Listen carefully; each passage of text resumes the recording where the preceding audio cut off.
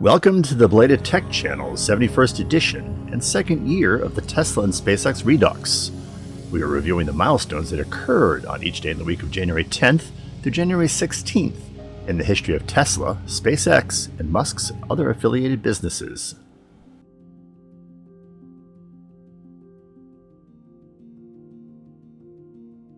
January 10th, 2015.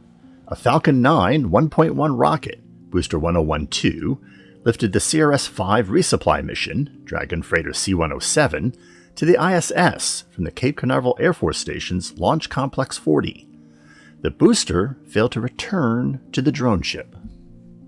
Following second stage separation, SpaceX attempted to return the first stage for the first time to an autonomous barge measuring about 300 feet by 160 feet. The test achieved many objectives and returned a large amount of data, but the grid fin control surfaces used for the first time for more precise re-entry positioning ran out of hydraulic fluid for its control system a minute before landing, resulting in a landing crash. The first successful drone ship landing occurred 14 months later on April 6th of 2016.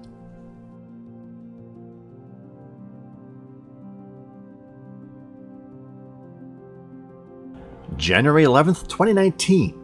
A Falcon 9 B-5 rocket, Booster 1049, lifted the Iridium Next 8 10-satellite cluster to orbit from the Vandenberg Air Force Base's Launch Complex 4E on this date. It was the final launch of the Iridium Next contract with SpaceX. The booster successfully returned to a drone ship. Iridium Next is a second-generation worldwide network of telecommunications satellites consisting of 66 active spacecraft, with another 9 in-orbit spares and 6 on-ground spares. The constellation provides L-band data speeds of up to 128 kilobits per second to mobile terminals, up to 1.5 megabits per second to Iridium Pilot marine terminals, and high-speed Ka-band service of up to 8 megabits per second to fixed transportable terminals.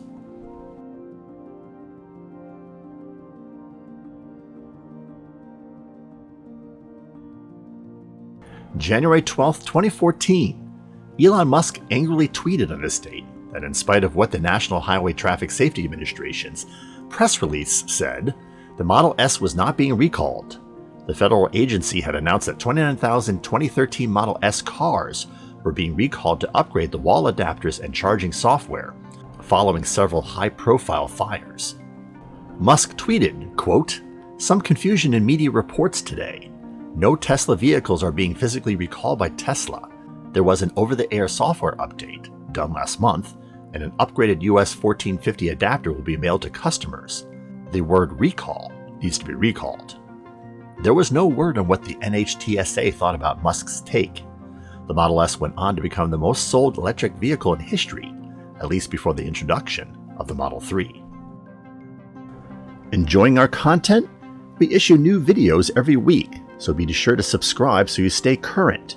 Subscribing is free, and we encourage you to browse our 350 plus video library, where you can find more milestones installments for every day of the year, as well as tech documentary segments, current events in space exploration, science and technology, gameplay recordings, reviews of tools and equipment, and reviews of small electronics and appliances. Each video is tagged with an alphanumeric indicator in the title, so searches for particular segments are quick and easy.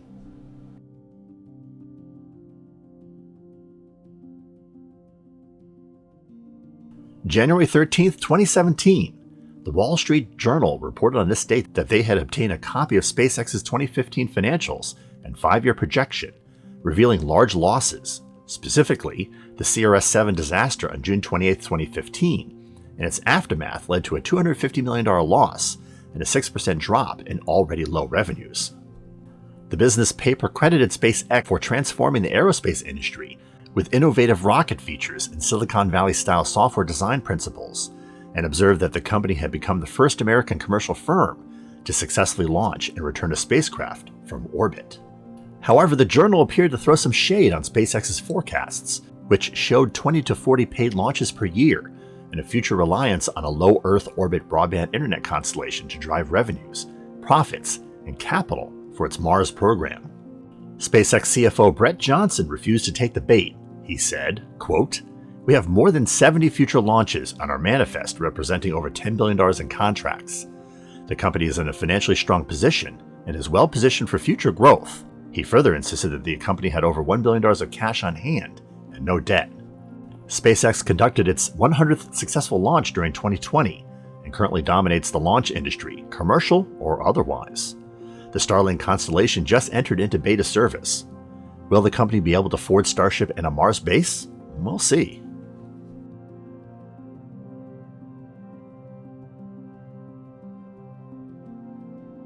January 14, 2017, a Falcon 9 FT rocket, Booster 1029, lifted the Iridium Next 1 10-satellite cluster to orbit from Vandenberg Air Force Base's Launch Complex 4E on this date. The booster successfully returned to a drone ship. Have you agreed with our choices, or do you think there are other events in space and tech history that are better? Go ahead and share with us by dropping a comment below. If you have suggestions for other space and tech milestones, let us know. We'll credit milestones we pick for future videos to those viewers that post them. And don't forget to click the bell notification icon so you don't miss upcoming videos.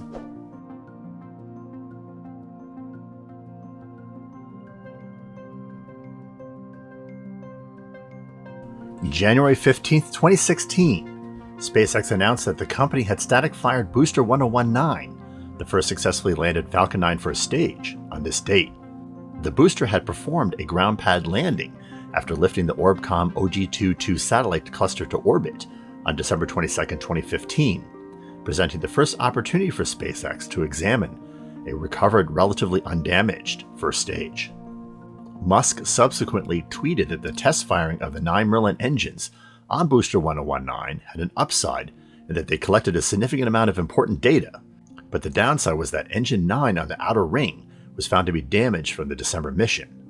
The booster was never reused and was instead stood up outside of SpaceX's Hawthorne headquarters as a static display.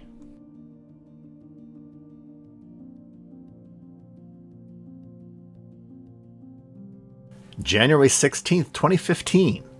Musk tweeted on this date the video of Booster 1012 striking the ocean-going drone ship and exploding after the January 10th successful launch of the CRS-5 resupply mission to the ISS. Musk said that 1012 experienced, quote, full RUD, rapid unscheduled disassembly, event. Ship is fine, with minor repairs. The booster was designed to control its descent with leftover fuel and hydraulically operated fins. Unfortunately, according to Musk, the rocket used up too much of its hydraulic fluid, lost control of the fins, and the engines could not compensate. The rocket struck hard at a 45-degree angle, smashing the legs and crumpling the engine section.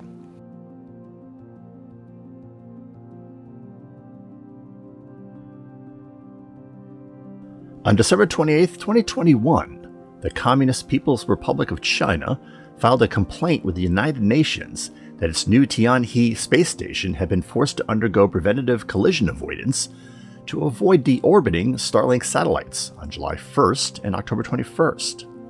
The Starlink 2305 satellite approached as close as 3 kilometers in the October flyby.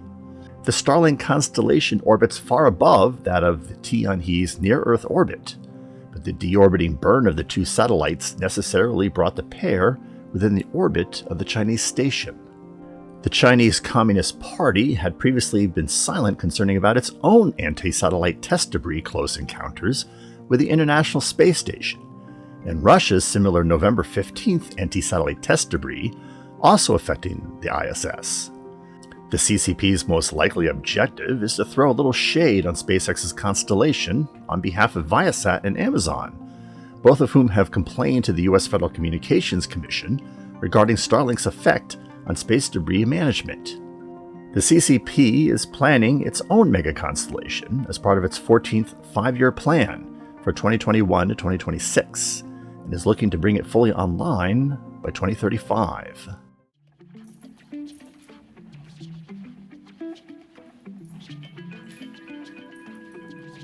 We hope you enjoyed this 71st episode of Way to Text Tesla and SpaceX Redux. If so, click that like button. Once again, don't forget to subscribe, or just stay in touch by following us on our microblogging accounts, which are listed below, the community feed for this channel, our Instagram feed, and our Minds page. We announce all new videos and post some unique content on those outlets. And if you prefer an alternative video distribution source, consider visiting our channel on Rumble. Thanks for watching.